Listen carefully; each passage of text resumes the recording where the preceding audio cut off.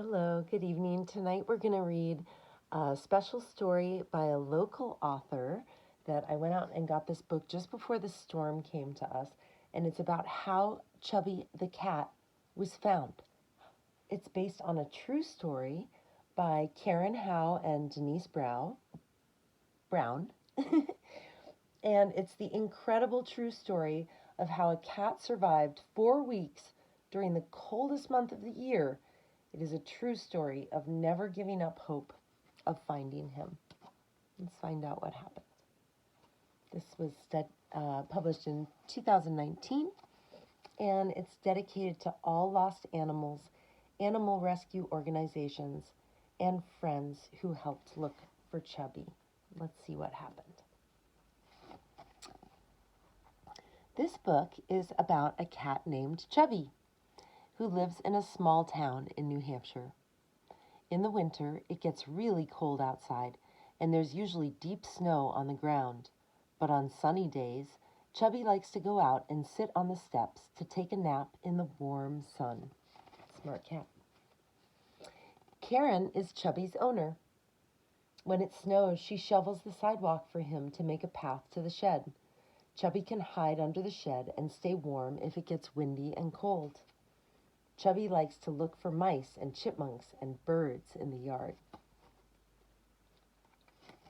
After a nap, Chubby is always hungry.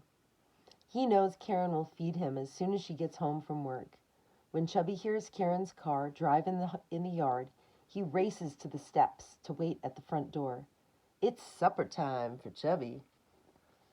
Each day, Karen says, "Hi, Chubby. How are you doing, Chubby baby?" and opens the door to let him in the house. Chubby dashes to the kitchen. First, he gets a cat treat, and then Karen feeds him his favorite food, chicken with gravy. "Chubby, you're so hungry," Karen says when she puts his plate on the floor. And now we know why he's chubby. After he licks up every bit of chicken, Chubby walks into the living room and stretches out at his favorite spot on the floor next to the big chair. Now it's time to nap and dream about all the mice and chipmunks and birds outside. One night, Karen's husband, Sean, came home from work and noticed that Chubby was walking funny. He picked the cat up and said, "Let me take a look at your foot." Sean told Karen, "The pads on his paw seem hurt. Maybe you need to take Chubby to the vet." Karen said, "Okay, I'll take him tomorrow. He needs his shots updated, and maybe I'll get Chubby a new collar and ID tag in case he gets lost." The next day, Karen took Chubby to the vet, but at the veterinarian's lot, a terrible thing happened in the parking lot. Somehow, Chubby got out of his cat carrier on the way to the vet. Karen had to get out of the car to reach for him in the back seat. When she opened the door just a tiny bit, the cat saw his chance to escape. He squeezed out of the car before Karen could even catch him. After Chubby jumped out of the car, he ran and hid under a green truck in the parking lot. Karen didn't know what to do. The road was a busy 3-lane highway with cars and trucks speeding by, and the truck driver didn't know Chubby was under his truck, and he started his engine. When Chubby heard the engine start, he jumped from under the green truck and ran next door to a junkyard full of wrecked cars. Karen yelled, "Oh no, Chubby!" and immediately she ran through the snow after him. Chubby slid on the ice and hid under the closest old car he could get to. Karen called and begged Chubby to come to her, but he wouldn't come out from under the old wrecked car. He just meowed back at her. Karen knew Chubby was really scared.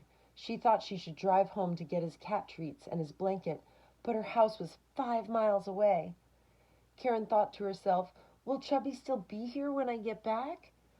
She had to do something, so she jumped in her car anyway and drove home in a hurry.